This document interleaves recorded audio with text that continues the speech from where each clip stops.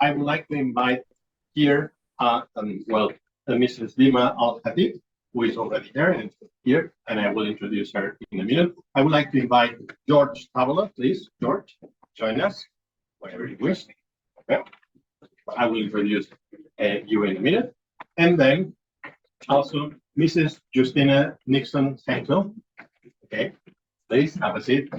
Oh, maybe here. How I can stand? You need to wait. Okay. Okay.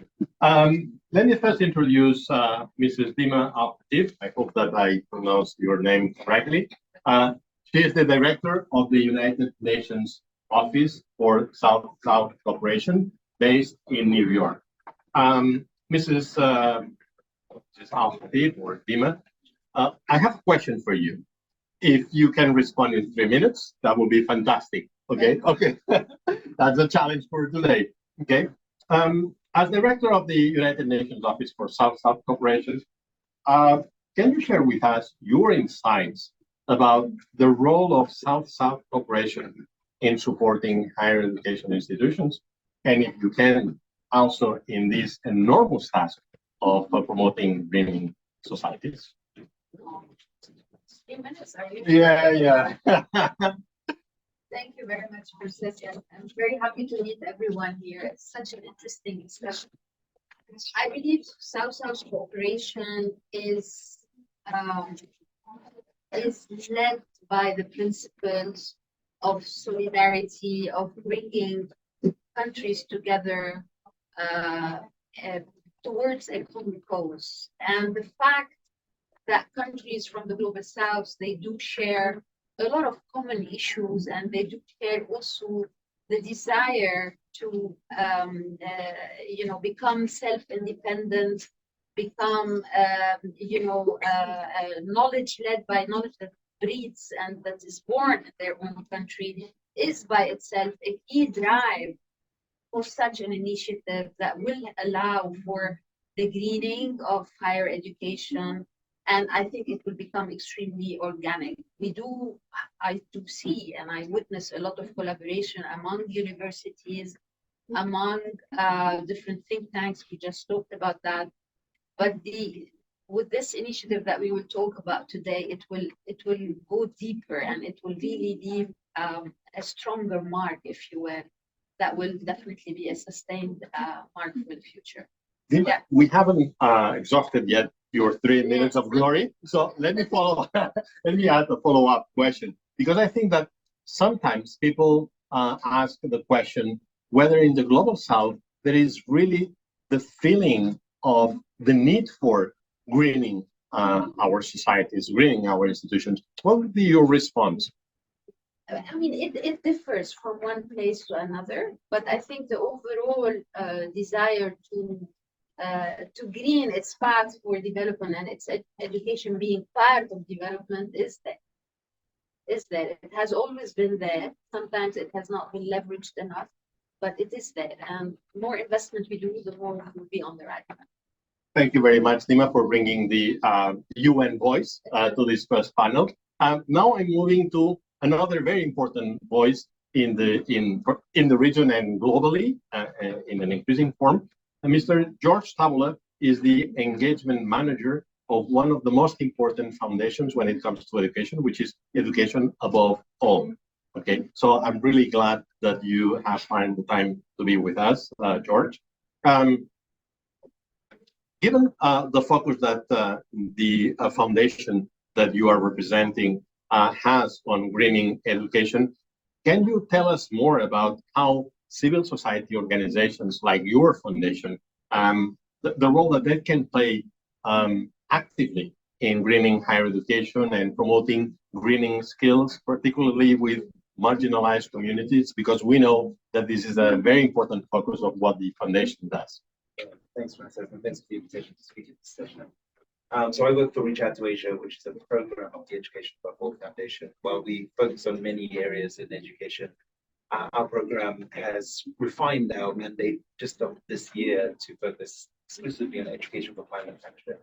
So really the focus is on working with partners in and around the world. Our while our name is Reach Out to Asia, we do work outside of Asia now, so it's a bit of a misnomer now. But the idea is that we partner with projects, with partners who implement on the ground projects that build the capacity of young people with theory and knowledge and skills, values, and behaviors, but ultimately how they translate that into action in their communities. So often civil society organizations are the link between universities and the communities because they have the reach into marginalized communities. They also are more aware of the adverse impacts of climate change, and they can provide the opportunity for university students to apply that theoretical knowledge and practice on the ground.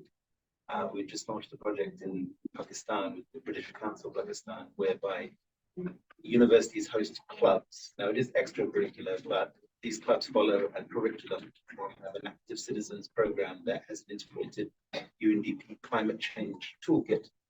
And the idea is that this is mirrored in the community with groups that reach out to marginalized youth. So through this collaboration, university students get to work with marginalized communities and apply projects in the ground, like tree planting or water conservation or what have you. So this idea of collaboration, partnership, but also shared knowledge, expertise, ultimately empowers all parties, not just the students and the marginalized youth, but the educators in the university as well, who can then tailor and apply lessons learned in formal curricula in the universities. In Vietnam, we have a project with Action Aid Vietnam that works directly with young farmers to introduce eco-friendly farming practices around aquaculture with wind or solar energy, for example. But they also partner with the university in the Mekong Delta or Cantor University, with students studying environmental and natural resource related degrees, and research students there, having been exposed to the project and done a needs analysis, themselves designed a mechanism to measure reduction of greenhouse gas emissions and train the local farmers in how to utilize the technology and have that kind of ownership of data collection. So the farmers who are considered low educated are also empowered to have ownership of the scientific process and then see the actual evidence of what the benefit is in terms of greenhouse gas emissions, but ultimately for the farmers, cost effectiveness when it comes to dispensing methodologies. Thank you. Thank you very much. No. Fantastic, because I was about to ask you about the examples, typical examples of what you do. And I think that you have been very clear about those and the potential. But let me add something, because I think it is very important. You said that these are extracurricular activities, but often people working at universities in particular will refer to the experience of the student, which goes beyond what is happening inside the classroom. So I think that these examples that you have shared with us are part of the whole experience of what a university student should have nowadays. So thank you very much. I think the byproduct of experiential learning, we don't even cover, but there's many unexpected benefits as well. Absolutely. Thank you very much, George. And now we turn to the private sector, which is often referred to as the devil here. But we are I know. But we at the United Nations system, and particularly at UNESCO, we would like very much to stress the opportunities that IBM is providing precisely through their contribution to greening IT, greening education as well. Now, you said, I'm sorry, I shouldn't ask you questions before introducing you. Mrs. Justina Nixon Saintil is the Chief Impact Officer and Vice President of Corporate Social Responsibility at IBM. So we have also a big name. We have had 3 big names here. And now, on your capacity as representative of IBM, the company often says that you are committed to creating better pathways to conserve natural resources, reduce pollution, and minimize climate-related risks. Okay. Now, from the perspective of the private sector, how do you see your contribution, your role in bridging greening higher education to green jobs and green technology, specifically when it comes to, if you can, to the current and future workforce and employment as well as training? Christine, please. Well, first of all, thank you for having me here. So at IBM, we take this very seriously. We have a mission to actually skill 30 million people by 2030. And that's a commitment that we made in 2021, and we are well on our way there. And, you know, there are a few reasons why we're doing this. First of all, we believe it's our responsibility to make sure we have a very skilled workforce. We also want to make sure we have a diverse workforce. There are a lot of underrepresented, marginalized populations that have been left out of the tech workforce. And we want to make sure that we give them the skills that are needed so that they can get a very good paying job and increase their social and economic mobility. And it's good business, right? This is about, of course, supporting society, but companies, our company, our clients, they want people who understand these technologies, and they want people who understand sustainability and AI and can actually come and create products and buy our products as well. So I think this is good business all around. We work with universities globally. I think we work with thousands of universities, and we provide access to our software. We provide access to free content. We support faculty, making sure they have access to the latest training as well in AI and sustainability. In fact, just a few weeks ago, we launched new sustainability learning pathways. And we launched it across areas that make sense for us as a company. So it's sustainability and AI. How do you interpret data and get insights from that and make decisions based on that? Because this is a growing field. I think, sustainability or green jobs, I think it's the second growing field right now. So we want to make sure people are prepared and understand the data, understand what this means to lowering emissions and creating the right products and innovating in this space and being able again to graduate and be able to get these types of jobs. So it's extremely important for us to focus on this. And we believe that, we need to make sure that we have a skilled generation who can, reduce our emissions all around the world. Justin, let me ask you a follow-up question, because I think it's quite important from your perspective, from the perspective of the industry, not as a representative of the private sector, but from the perspective of the industry. Do you think that universities are responding to those challenges? What would be your view? Yeah, I think they are. We're actually finding that they're demanding this from us, right? Because when you're in the university space, what you want is to be able to access real projects, real data, real projects where you can gain those insights, make decisions, and learn so that you can move into a good paying job. So we're getting a lot of requests for access to our content.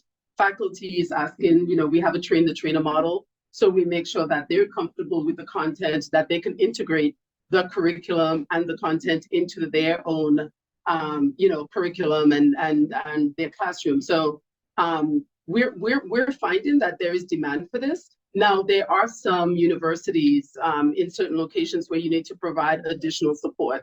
So we bring in IBMers as mentors. We have academic ambassadors. We spend more time with them because they need to be brought along on the journey. But absolutely, universities are looking for this.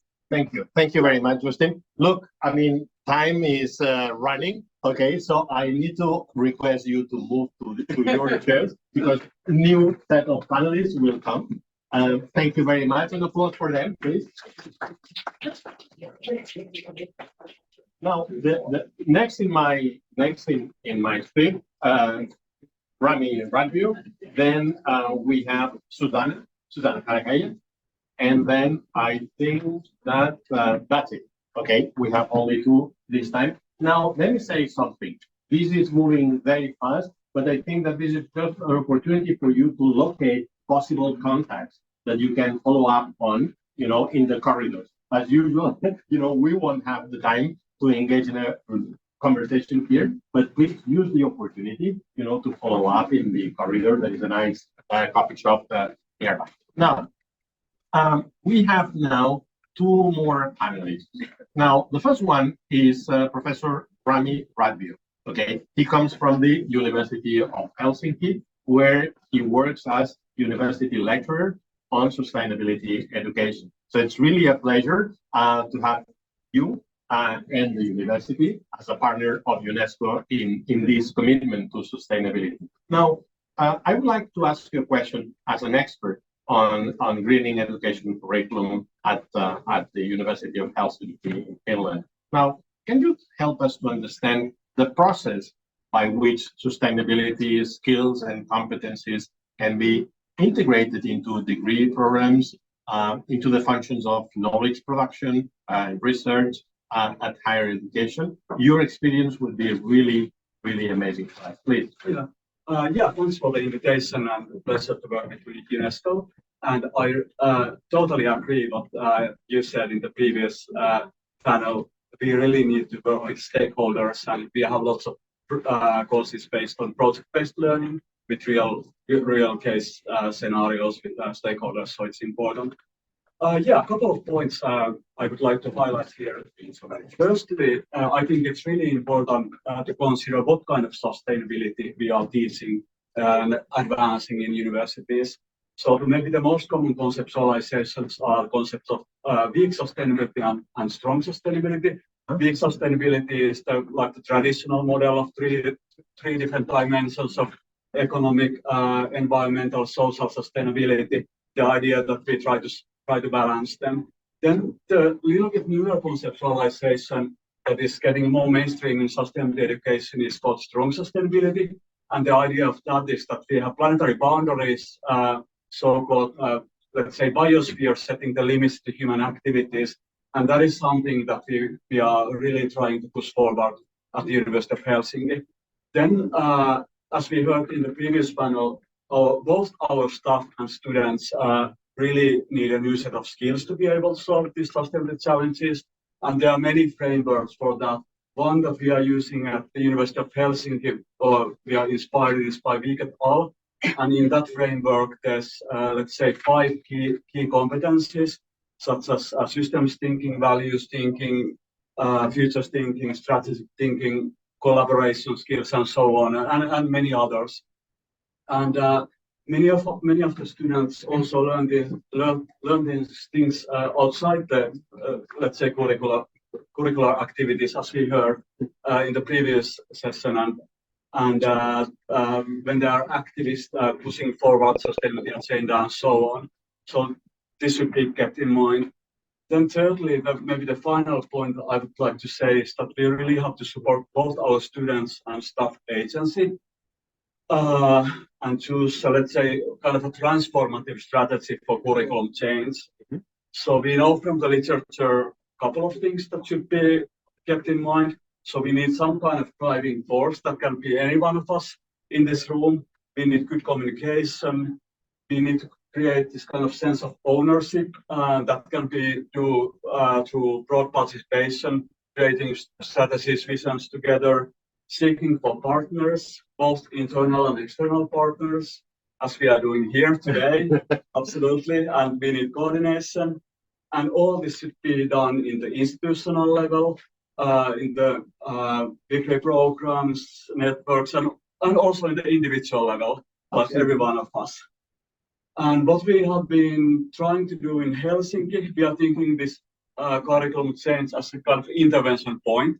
So that's a kind of possibility to make a change. Okay. And we have done a new strategic plan where sustainability is one of the focus points. We have made pedagogical roadmaps, so we have to change the pedagogy also. And we have had foresight workshops, so we have to think about possible future visions. And then we need all kind of support for the organization. For instance, university level guidelines, how to implement all this. Then we need funding, of course. So we have utilized seed funding. Staff training is really important together with stakeholders, and research, of course. That's our key activity. Remy, that's impressive. You know, I mean, you have showed us in 3 minutes or so, you know, how broad the commitment with sustainability and really higher education can be. And when you go down to the details, how engaging it can also be.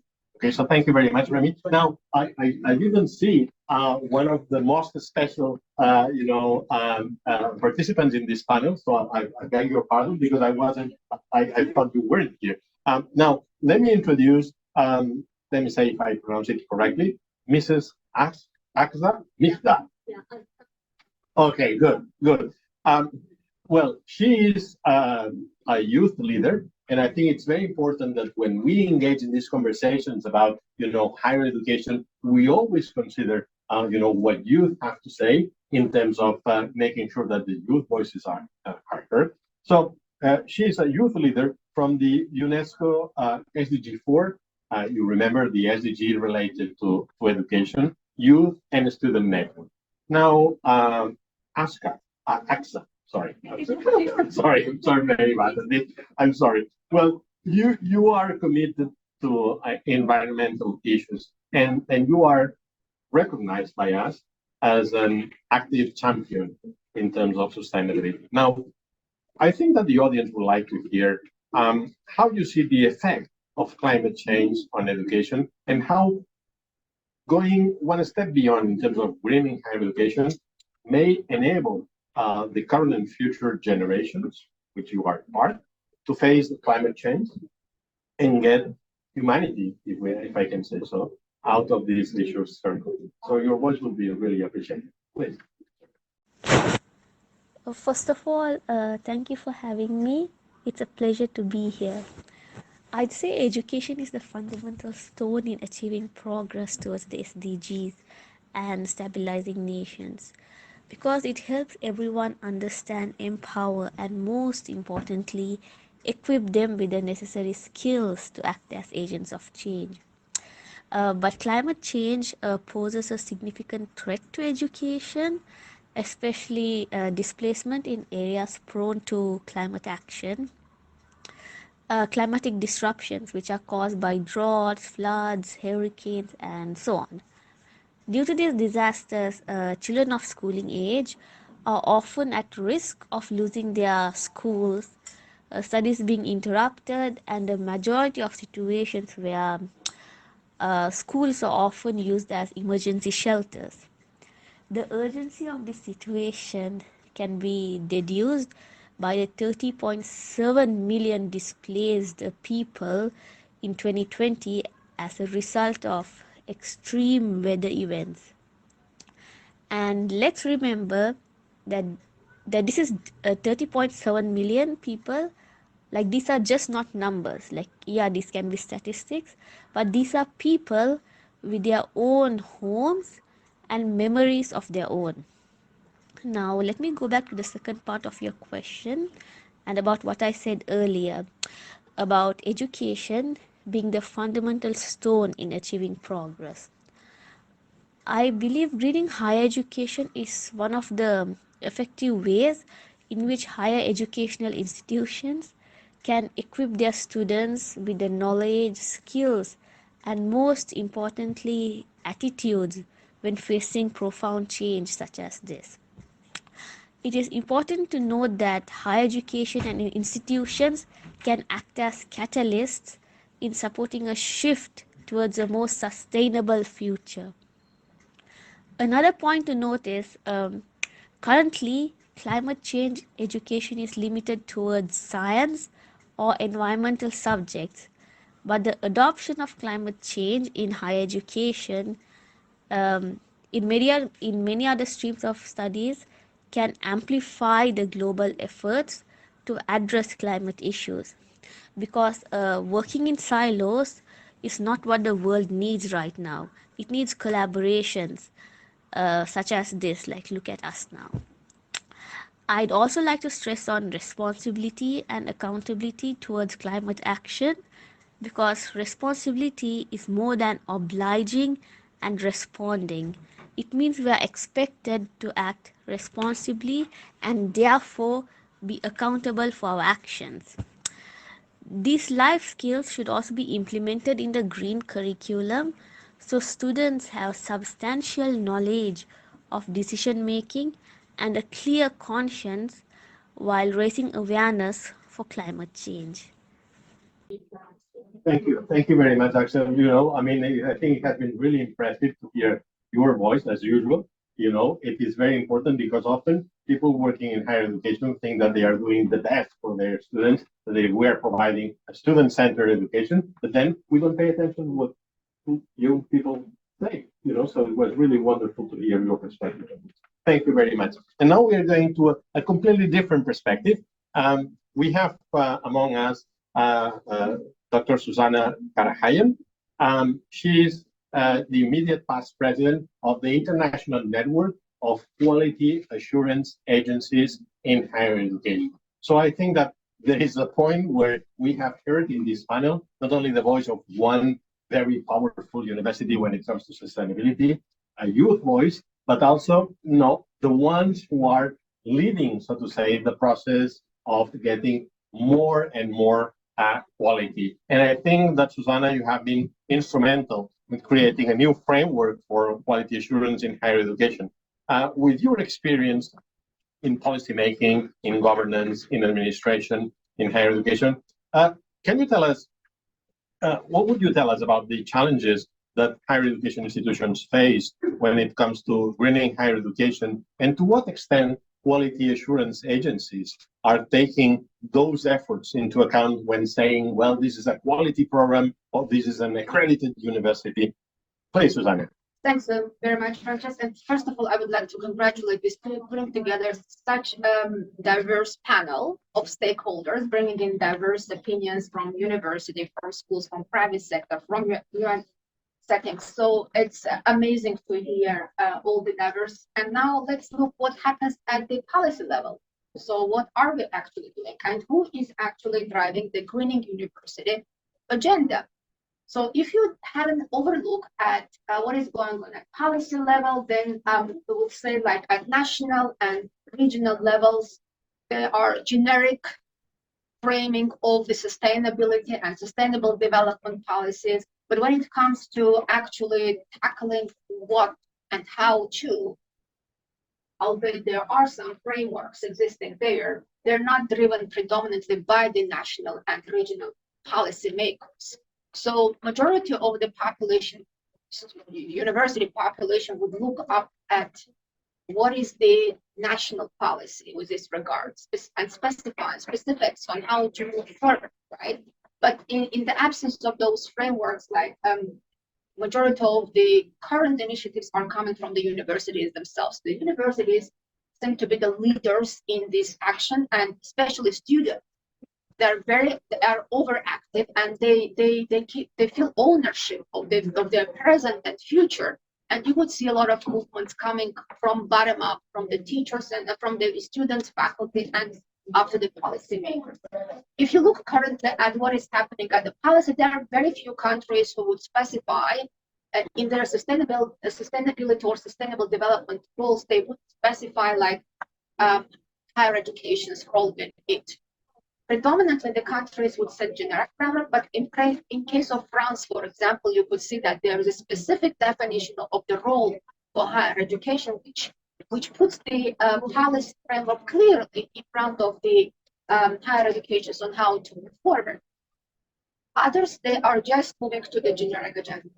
So what is key here is that, well, in terms of quality issues, regardless like internal and external quality assurance, we know that institutions have been scrutinized big time from national policy making levels, from independent accreditors, and all diverse external reviews of the institutional practices. When you look at them, you would see that standards and guidelines predominantly are generically set. And if you do not specify things clearly, if you don't specify measures how to achieve those, and if you don't put clear targets and KPIs on how to achieve those goals, then it becomes a bit vague for institutions, and it's very difficult to measure. A simple research into the standards of quality assurance standards brought like an example that, well, if they were asked, the quality assurance bodies were asked whether they had clearly set values for higher education, including sustainability. And while many of the frameworks, policy frameworks, would define well the values, and then when it comes to the measurement methods, they failed to do so. And even more so, the implementation and monitoring and follow up on the set strategies. So when we come to the institutional level, we see that this is national level issues, and when we'll come to the institutional level, the problems are even more deeper. Well, with the progressive institutions, like our example over here, Helsinki University, it might be really very important, but out of 70,000 plus higher education institutions that are out there. What is the percentage of the institutions that are actually have the capacity to do so?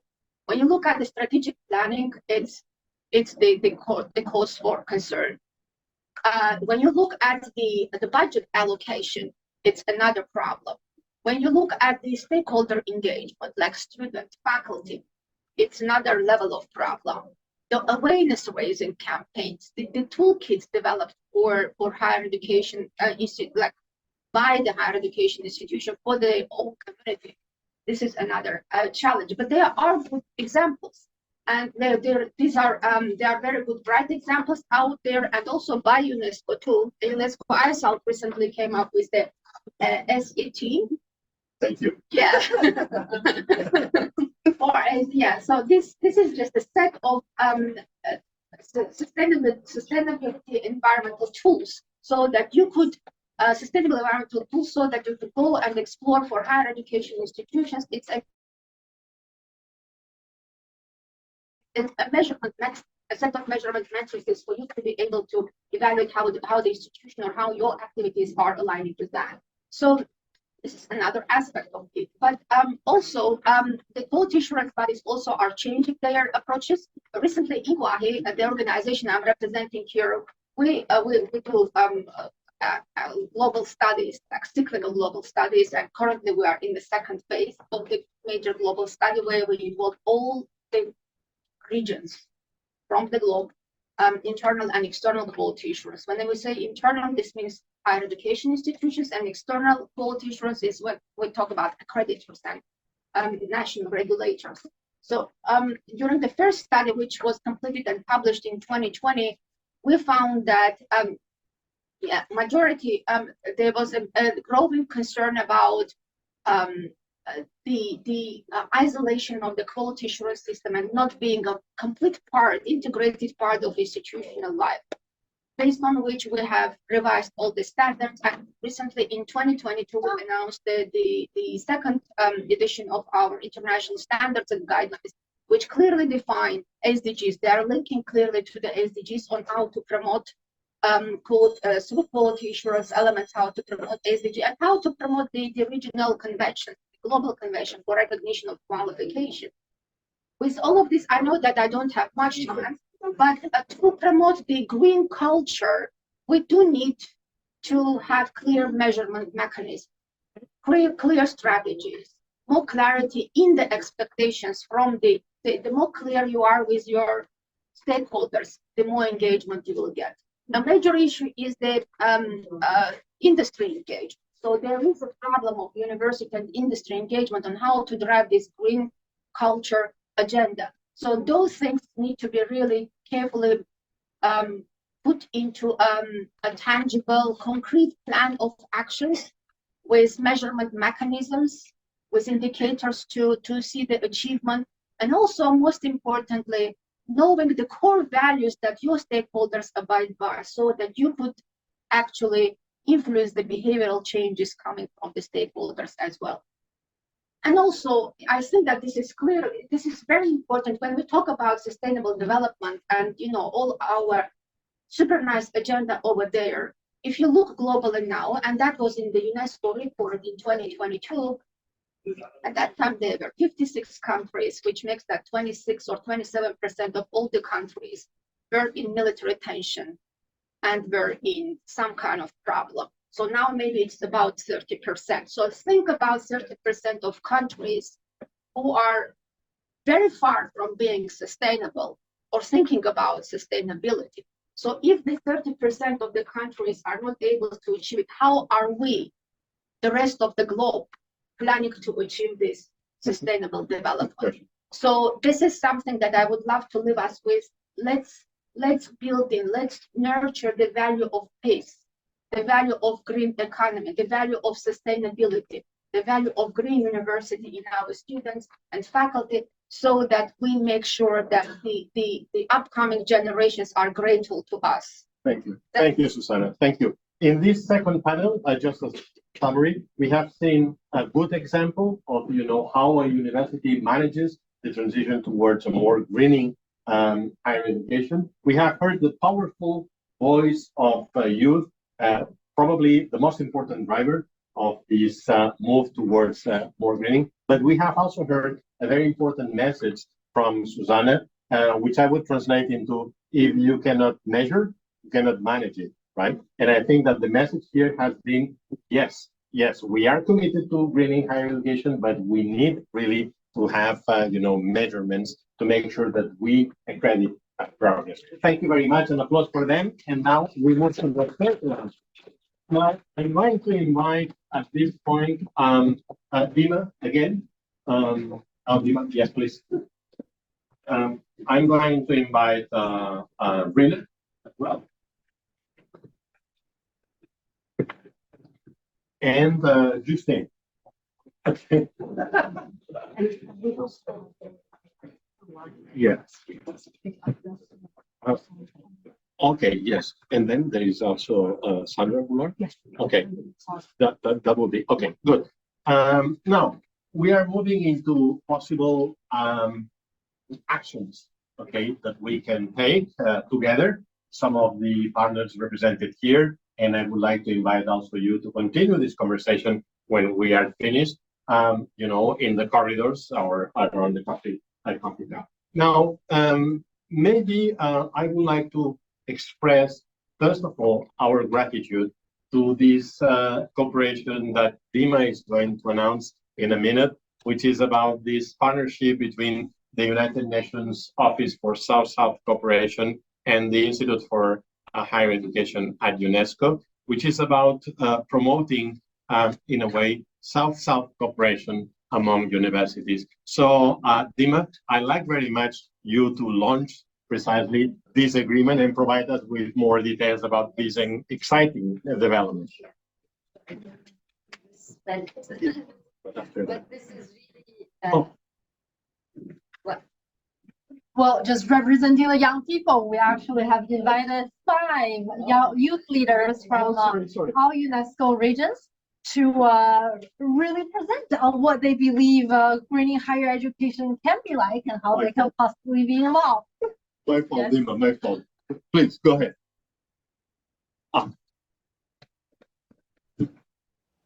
Science and technology have always been driving forces in human progress, moving us to new horizons and pushing the limits of what is possible. From the creation of the wheel to the exploration of outer space, our unwavering pursuit of knowledge and innovation has profoundly transformed the globe. In today's rapidly evolving world, the demand for long-term sustainable solutions has never been greater. This is where environmental education comes in as a powerful tool to equip present as well as future generations as stewards of our planet, fostering eco-conscious actions. The intersection of green education, science, and technology holds the key to tackling some of our time's most critical issues, such as climate change, pollution, and resource depletion.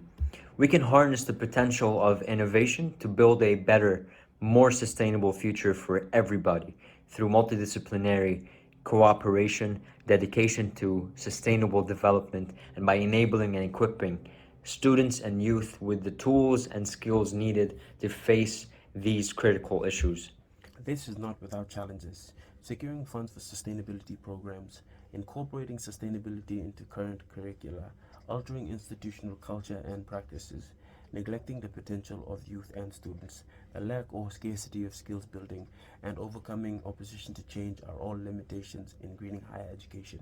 Furthermore, engaging multiple stakeholders on science, technology, and innovation transfer, adopting sustainability practices on campus, and monitoring the effects of sustainability activities may present obstacles. Additionally, the absence of a systemic approach such as a network that allows for exchanges and collaboration among higher education institutions in greening initiatives, especially involving the Global South, is another challenge. Higher education stakeholders are responsible for taking the necessary actions in equipping and allowing young people to take up leadership roles and create sustainable solutions. At the heart of the desired transformation and the solutions lies the imperative to actively involve and equip emerging generations In this transformative journey, South-South and triangular cooperation emerges as an indispensable vehicle. South-South and triangular cooperation can bring together institutions and networks globally, facilitating exchange of knowledge, expertise, and resources with synergy to create a dynamic platform that empowers young people to cultivate a robust landscape of green education, science, technology, and innovation.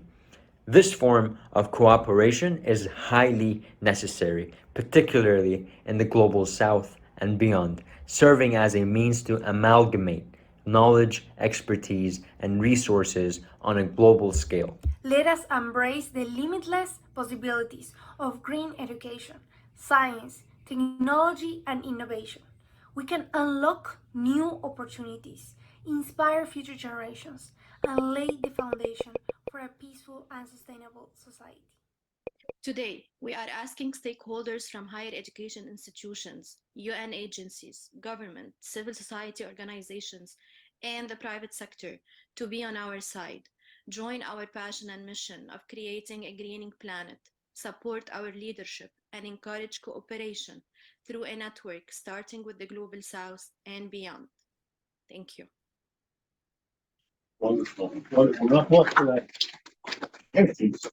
I'm sorry, Nima, because the question for you was precisely, do you think that with our partnership, we are going to address many of the requests that we have heard?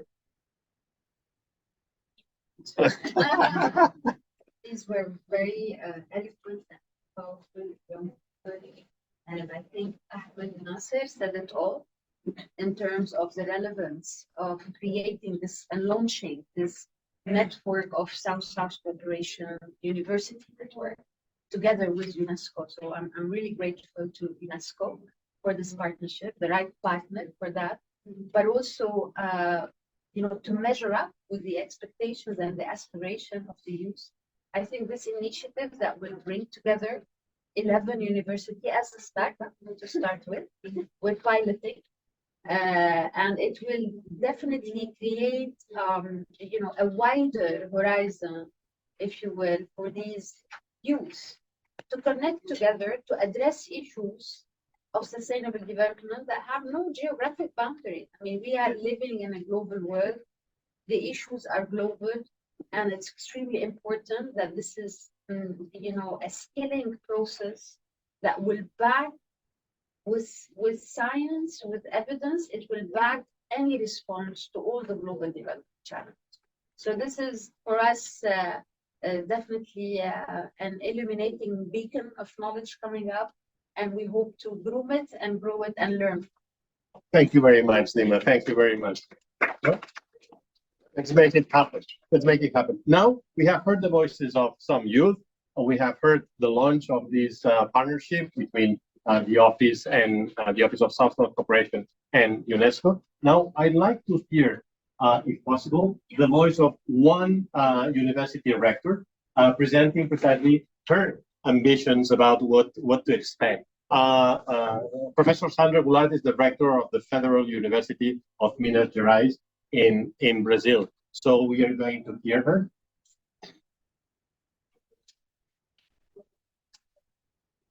Okay.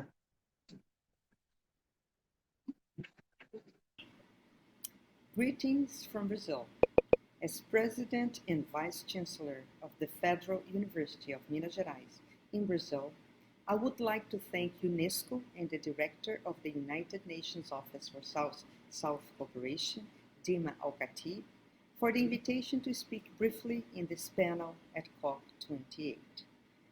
I would like, first of all, to highlight the importance that all universities all over the world have to join in a global effort towards a more sustainable world by means of their regular activities such as teaching, research, and especially outreach programs. After all, we are responsible for educating the future generation that we hope will persevere in the aim of placing the protection of nature and the environmental conditions as a priority. This is the only future possible for humankind, to educate the future generation to act with a sustainable focus regarding our planet. As universities, we are not only firmly committed to all the sustainable development goals, but we are fully engaged in what I think is the most important of the SDG. I'm referring to SDG 17, that talks specifically about the importance of global partnership for sustainable development. In this sense, I would like to stress the importance of cooperation among universities, especially in the Global South, not only to attain the goal of a more sustainable world, but also to join our strength in the construction of a better world with more social justice, equality, and especially solidarity. Cooperation South-South is also about solidarity, about nations that are really committed with the full understanding that we have to preserve our world. An epistemology of the South, as a famous sociologist puts it, allows for an important shift of focus not only in the production of knowledge from our institutions, but also as a means to better serve, to unite peoples and nations towards a common goal, that of a common future that we all share, in the words of the Brazilian indigenous leader, Ailton Krenak. Ailton Krenak also mentions that, and I quote, "We are alerted all the time to the consequences of these recent choices we have made. And if we can give attention to some vision that escapes this blindness that we are experiencing all over the world,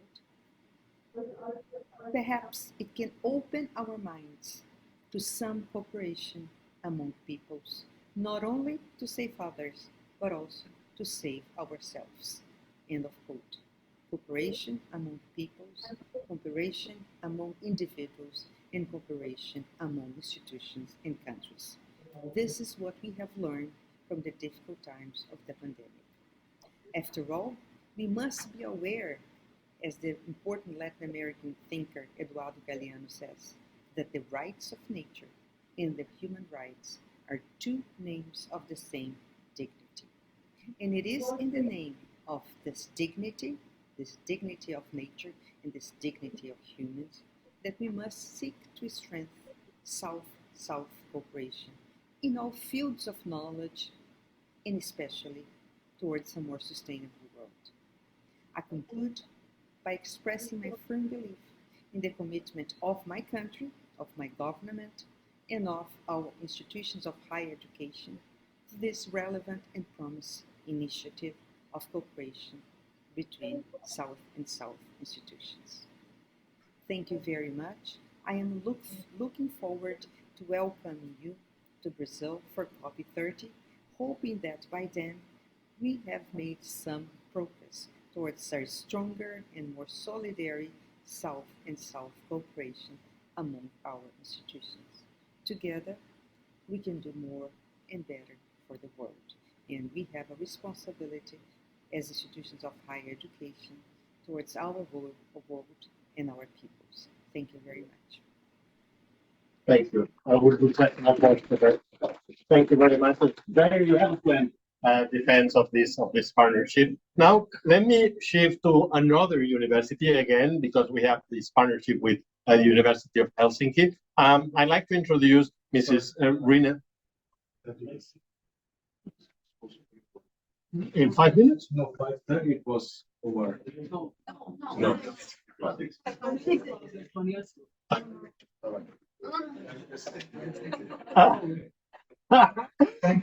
very much. Thank you very much for your support. Let's use this time because we never know when we'll be ending. Okay, I was saying, yes, Mrs.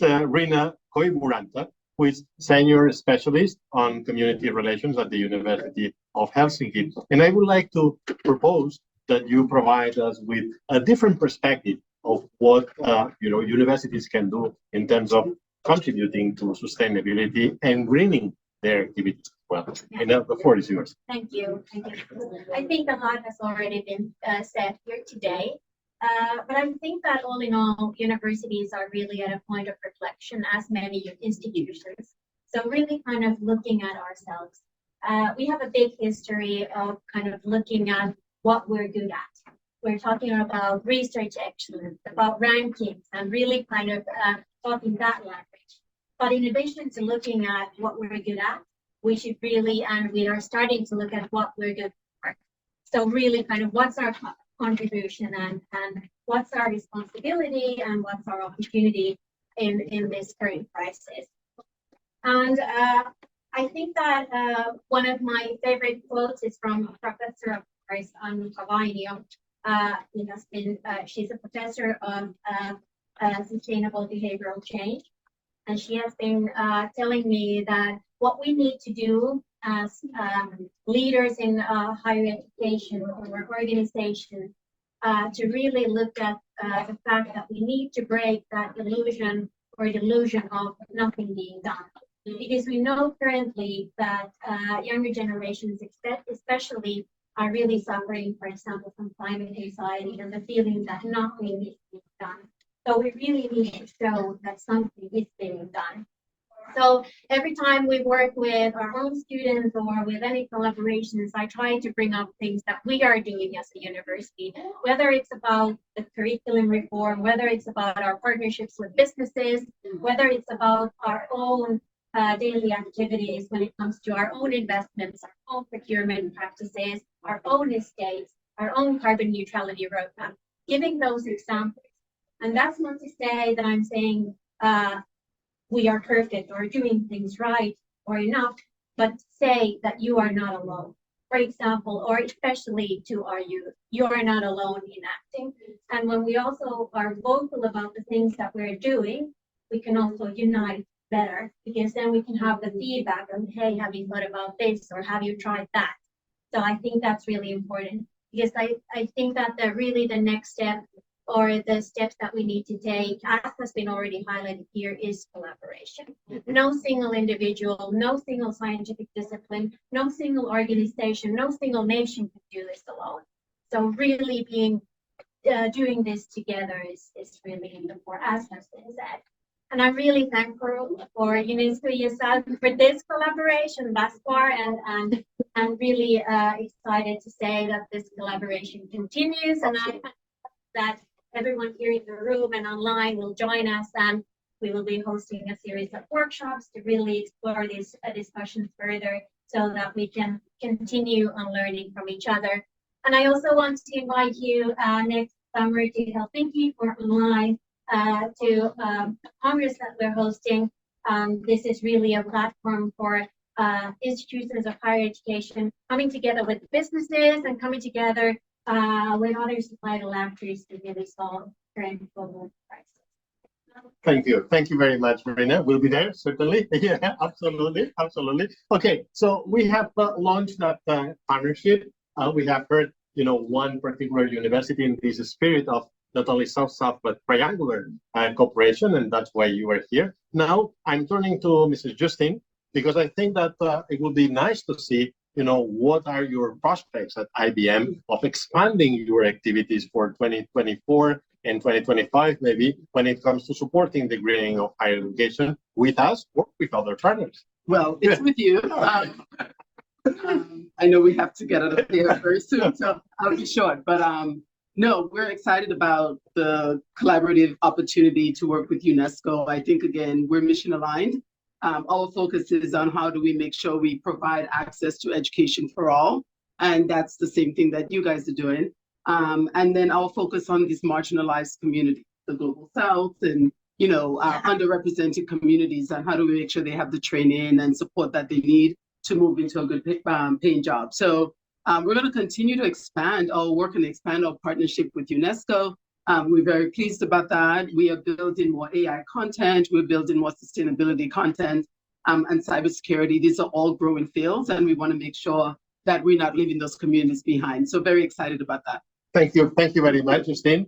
Okay, ladies and gentlemen, we are leading towards the end of this short session. I hope that you have been learning a bit and also maybe raising new questions about what to do next. Okay, we are just providing a couple or three avenues of what cooperation may mean. triangular cooperation, South-South cooperation, cooperation with business. We also heard important leaders from the youth side, but also from universities about the importance of this kind of initiatives. Now, I would like really to thank these panelists, for their contribution with another applause. And thank you. And now I wanted just to use the very last minutes for those of you willing to, we're going to take a picture, with on the occasion of the launch of this initiative. So whoever wants to be part of this launch, so to say, please move here so we can really have a picture with the banner behind or in front. In front of the audience.